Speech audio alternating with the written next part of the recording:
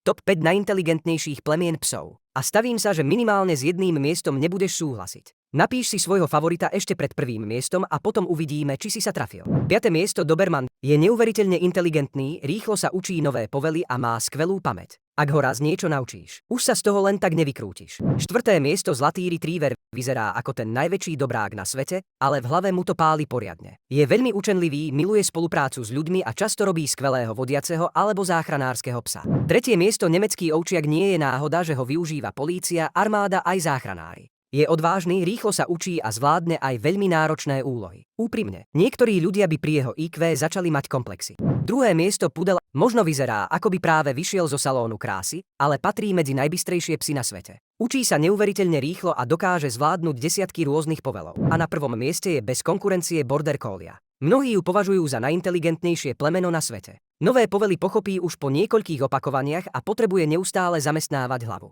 Ale teraz úprimne, ktoré plemeno sme neprávom vynechali a ktoré by si z top 5 okamžite vyhodil? Napíš ho do komentára.